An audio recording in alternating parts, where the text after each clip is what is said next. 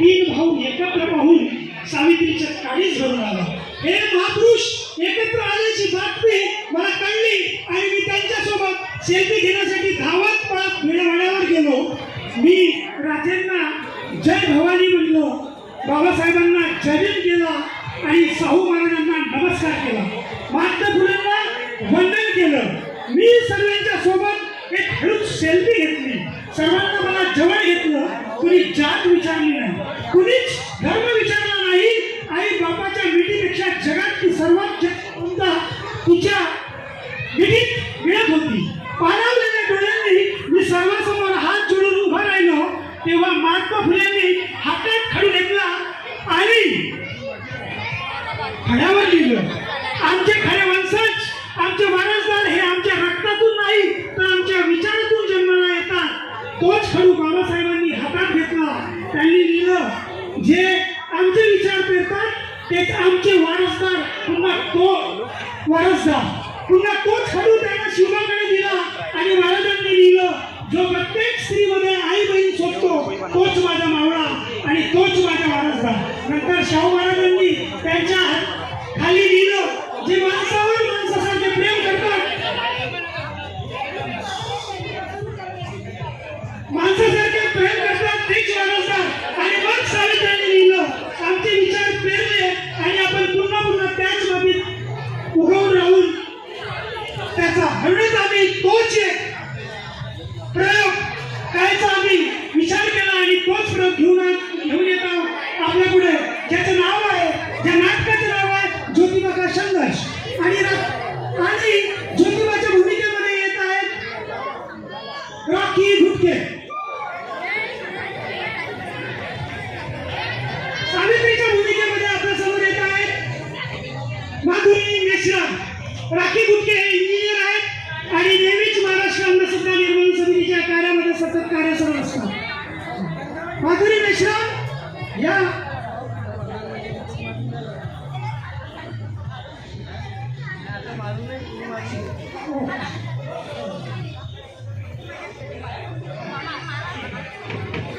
अजय राहते,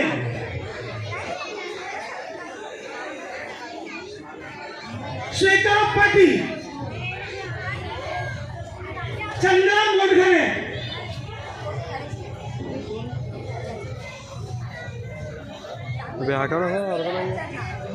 देवानंद पाहिजे, चंद्रशेखर मेश्राम. हा बंदा मोठी ब्राह्मण बनला. दिस इज द ब्राह्मण.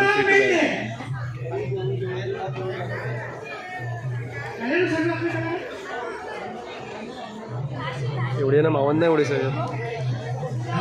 गंगाराताई लांजेवर, राशी या राशी या.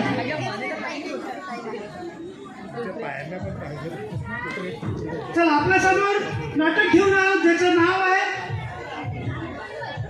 हो याचं नाटक आहे ज्योतिबा का संघर्ष आणि सादर करते महाराष्ट्र अंधश्रद्धा निर्मूलन समिती शाखा उत्तर नागपूर.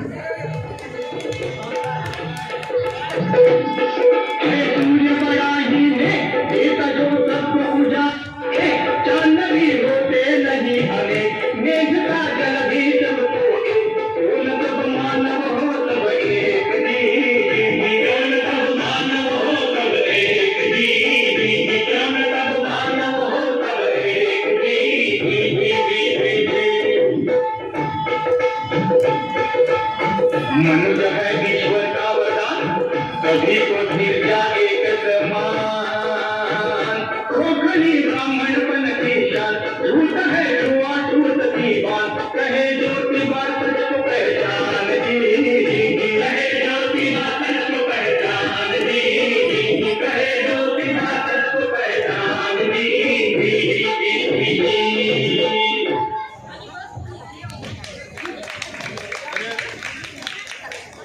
महात्मा ज्योतिबा फुले को 19वीं सदी का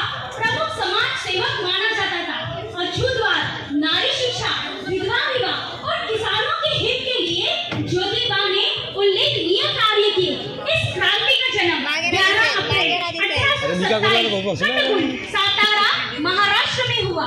वो माली समाज से थे, जिस समय दलितों, शूद्रों और महिलाओं को शिक्षा में पूरी तरह पाबंदी थी।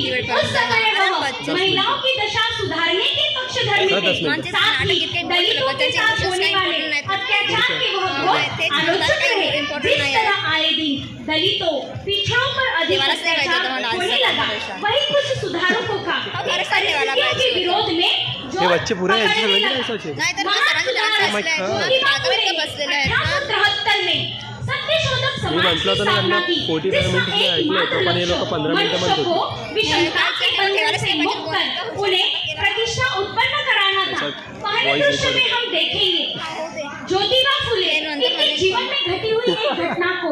ज्योतिबा फुले को उनके मित्र दामोदर ने उनकी बारात में बुलाते हैं और बारात में ज्योतिबा का घोर अपमान होता है और उन्हें गाली गलौज कर अपमानित किया जाता है। ऐसे ही क्रांतिकारी सत्य शोधक बदलाव की शुरुआत प्रस्तुत करते हैं आपके सामने। तूच माग भाऊ आहे. बऱ्याला कुठे दिसलं कुठे गेलं तर तू एवढं मोठं बसून उचलत हेलो हेलो हेलो। अरे स्त्रियों, हाँ. अरे दूल्हे को ले आओ, दूल्हा किधर है उसकी तैयारी कर दो। अबे कसा फोकस आहे जरा छुटिया. अरे भाई अच्छे से। और शादी की बारात जल्दी जल्दी निकलना चाहिए, विलम्ब होते जा रहा है। चल लग्न करत. जेवण आहे का?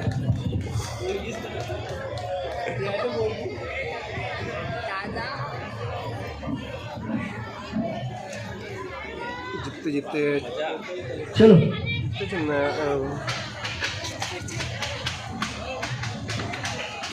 अरे चलो।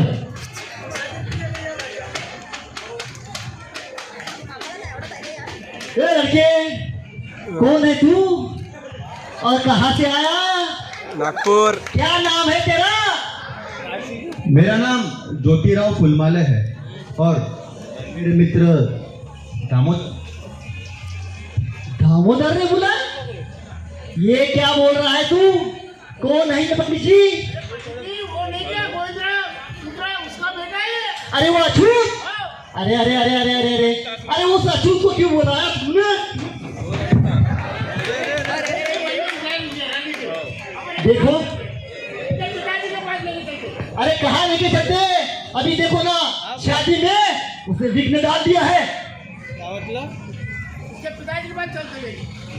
नहीं रुको, नहीं रुको रुको, पकड़ो उसको, भागने मत देना उसको। क्यों दामोदर, ये मैं क्या सुन रहा हूँ कि तुझे ऐसे लोगों की जरूरत पड़ती है? हम ब्राह्मण मर गए क्या? तुझे पता है ना कि ब्राह्मणों के बारात में कोई नहीं आ सकता, हम श्रेष्ठ ब्राह्मण गिने जाते हैं। और ऐसे लोगों के साथ दोस्ती, मूर्ख कहीं का। क्या सवा करने का? अभी इसके वजह से तेरी शादी नहीं होगी, तू जन्म भर कुंवारा रहेगा, कुंवारा ही बनेगा। मूर्ख।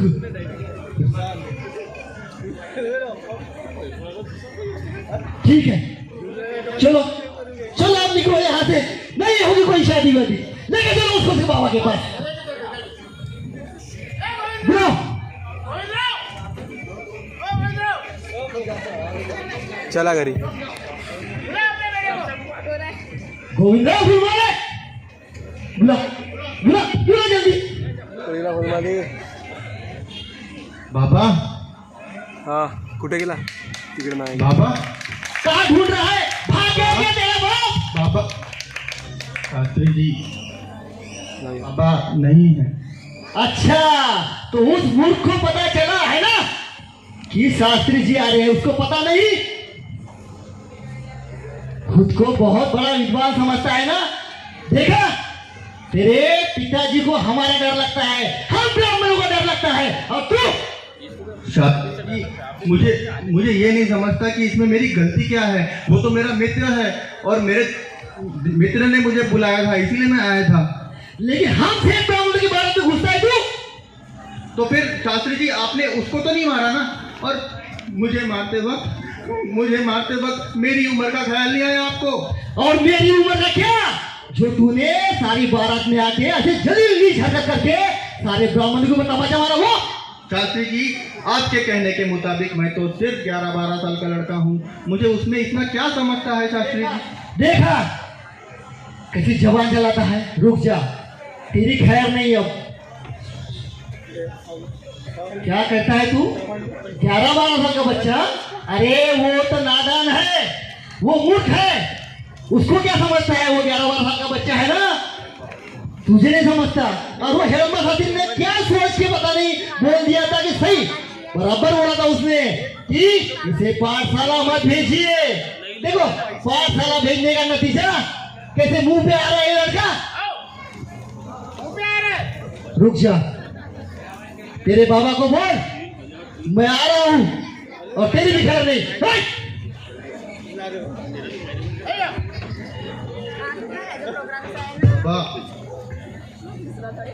कोयला बाबा बाबा बाबा ये बाबा कुठे गेला बाबा झाले कोणतरी ज्योति, बाबा बाबा बाबा हा बाबा भी बनला का? ये क्या हुआ ज्योति, तू रो क्यों रहा है? और मुझे बाहर से पता चला है कि तू शास्त्री जी से लड़ रहा था। हाँ यार तुझे समझता नहीं, हम माली समाज से है, हमें अपनी मर्यादा को पालन करना चाहिए। बाबा किस माली समाज की बात कर रहे हैं आप बाबा? अरे मैं एक अकेला माली समाज का नहीं हूँ, मैं तो एक हिंदू हूँ और वो भी एक हिंदू है। बाबा एक हिंदू को दूसरे हिंदू की शादी में जाने के लिए अनुमति लेनी पड़े, ये कैसा पापी धर्म है बाबा? देख ये मैं कुछ नहीं जानता, अपनी चलती हुई बाप दादा की प्रथा को हमें नहीं तोड़ना है। हमारे यहाँ ऐसे होता है। बाप दादाओं ने दी गई प्रथा, बाप दादाओं ने दी गई प्रथा, हमें इस प्रथा को तोड़ने की आदत डालनी चाहिए। कोई भी धर्म ग्रंथ किसी भी धर्म का देवदूत नहीं होता। फोकस करो, जब ये बात अपने लोगों को समझ में आएगी तब इस देश का युवा जागेगा और कहेगा कि बात यही मेरा भारत देश है, अब मुझे इसको आगे लेके चलना है। ज्योतिबा, अब तेरे जीवन में एक ही कार्य है, अपने लोगों को शिक्षित करना। देखा आपने, बारात में ज्योतिबा का अपमान हुआ और किस प्रकार से समाज परिवर्तन का चक्र शुरू किया गया। ब्राह्मण से अपमानग्रस्त ज्योतिबा राव ने पाठशाला खोलकर बहुजनों, दलितों और महिलाओं को शिक्षा देकर अज्ञानता का नाश किया। इसके बाद के दृश्य में हम देखेंगे जिसमें ज्योतिबा स्त्री और पुरुष दोनों को ही एक समान मानते थे, इसलिए उन्होंने स्त्रियों की दशा सुधारने के लिए और समाज में उन्हें पहचान दिलाने के लिए एक पाठशाला खोली। ऐसा ही एक दृश्य प्रस्तुत करते हैं आपके सामने।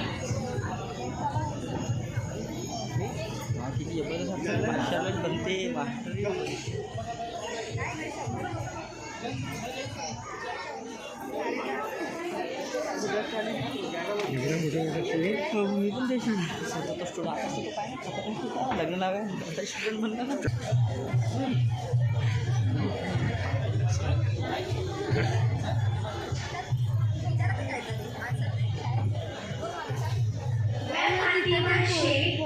सावित्रीबाई फुले और ज्योतिबा फुले के विचारों से प्रेरित होकर इस पाठशाला में पढ़ने आई हूँ।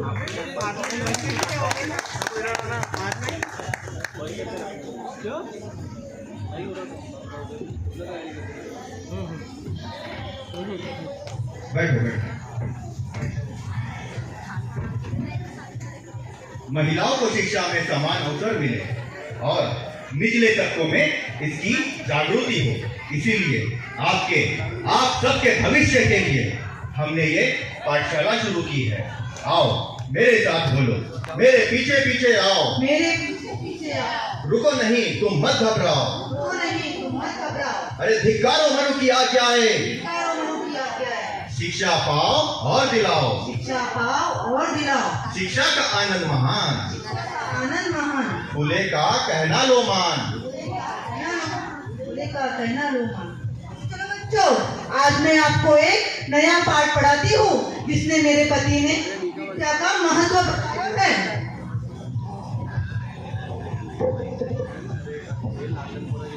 पहले मैं बोलती हूँ, आप मेरे पीछे पीछे बोलिए। बोले विद्या विना मति के लिए, मति विना नीति के लिए, नीति विना गति के लिए, गति विना वित्त के लिए, वित्त विना शूद्र खतरे आणि एवढे मोठे अनाथ एका अविद्येने केले। दीदी इसका क्या है? हाँ बैठो, मैं समझाती हूँ। देखिए, विद्या के अभाव से हमारी सोचने समझने की शक्ति गई। सोचने समझने की शक्ति जाने से हम योजना नियोजन नहीं कर पाए और योजना न होने के कारण हमारी आगे प्रगति नहीं हुई और प्रगति न होने के कारण हम पैसा नहीं जमा पाए और पैसे के अभाव से हमारा पूरा पतन हुआ और ये सब सिर्फ शिक्षा न मिलने के कारण हुआ। तो बच्चों, हमें क्या जरूरी है? एकदम बराबर। चलो मैं आपको पढ़ाना शुरू करती हूँ। बोलो अनाथ। हाँ भाई, सावित्रीबाई फुले ने ज्योतिबा के सहयोग से शिक्षा का एक मार्मिक अर्थ हमें बताया है। इसके बाद के दृश्य में राजनीति, कूटनीति की बातें करते नारी पढ़ेगी में विचार पड़ेगा। क्या हुआ पंडित जी? अरे नारी पढ़ेगी, नारी पड़ेगी? हाँ नारी पढ़ेगी, आसमान फटेगा, आसमान और फटेगा? वहाँ से आग निकलेगी और ये सारे के सारे बेमौत मारे जाएंगे।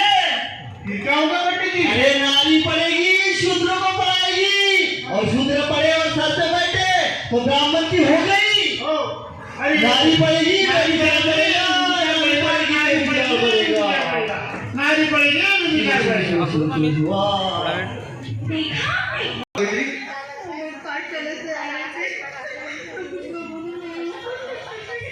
रो मत, अरे रो मत सावित्री। इनका समाज तो हम पे कीचड़ और पत्थर ही देख सकता है और घटी का सकते हैं ये लोग। सावित्री, सावित्री तुम सर उठा के चलो, तुम सर उठा के चलो सावित्री। एक ना एक दिन इनका सर नीचे होके रहेगा।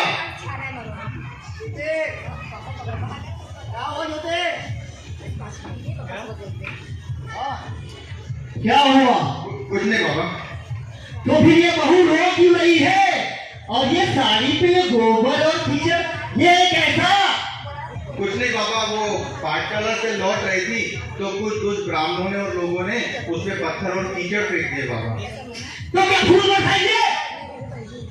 देख ज्योति, तुझे भी तो मार रहा है। ये धर्म का मामला है, तू बीच में टांग मत अड़ा। और वो तूने पूना में पाठशाला खोल के सारे ब्राह्मणों को दुश्मन बना दिया। बाबा, मैं आपसे पूछता हूँ कि ये कानून किसने बनाया कि सिर्फ और सिर्फ ब्राह्मणों को पढ़ने का अधिकार है और शूद्रों को नहीं? क्यों, हम शूद्र इंसान नहीं है क्या बाबा? वो मैं कुछ नहीं जानता। अगर तूने मेरी और अन्य लोगों की आज्ञा का पालन नहीं किया तो तुझे और तेरी पत्नी को इस घर में कोई जगह नहीं है। मुझे पता था बाबा, ये मेरे कार्य का सिर्फ शुरुआत है मेरे समाज के लिए। सुनो सावित्री, मैंने कहा था ना ये अपने की शुरुआत है। चलो अब हमारे घर में इस कोई जगह नहीं है, चलो सामान भरो। ज्योति, ज्योति, ज्योति सुन बेटा, अरे तू पागल हो रहा है, नीरज पागल। मत जा, सुन, रुक, सुन ले मेरी बात। देखा आपने, ज्योतिबा ने अरे इसकी उम्र तो खेलने कूदने की है, ना कि शादी करने की। बीच में बोलने वाले, और ये लड़की इसकी है, अब नहीं करेंगे तो कब करेंगे? अरे बंद हो रहे हो, मैं एक छोटी बच्ची के साथ ऐसा अनर्थ कदापि नहीं होने दूंगा। चलो बेटा। अपमान, घोर अपमान, इस रीति का घोर अपमान। देखा आपने, ज्योतिबा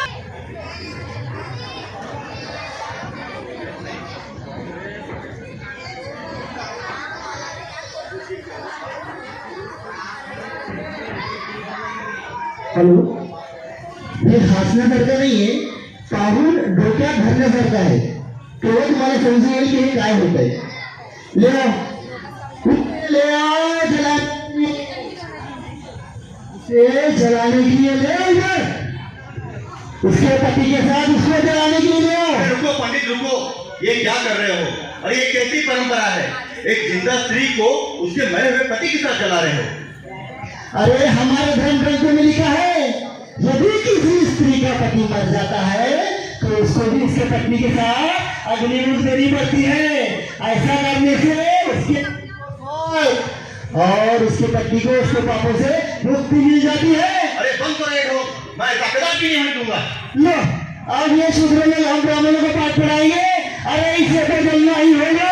अरे बंद करो ये ढोंग, मैं नहीं मानता ऐसे धर्म ग्रंथों को, ऐसे रीति रिवाजों को, ऐसे धर्म ग्रंथों को जिसमें स्त्री को अपमानित किया जाता है और स्त्री को नीचा दिखाया जाता है.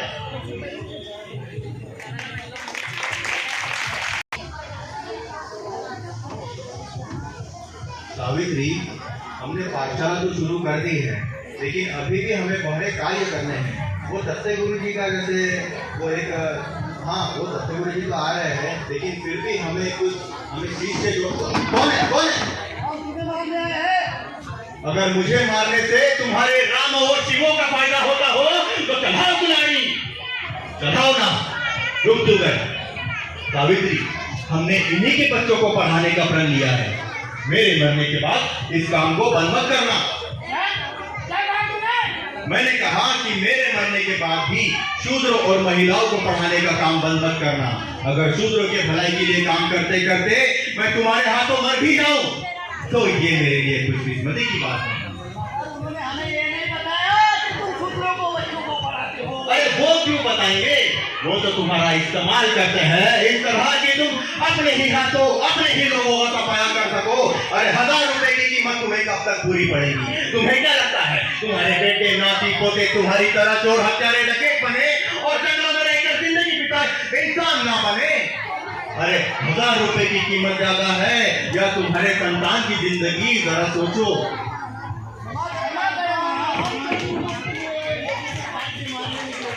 देखा आपने किस प्रकार से ज्योतिबा ने मनु ने गुलामी ला दी है शूद्रों अति शूद्रों पर.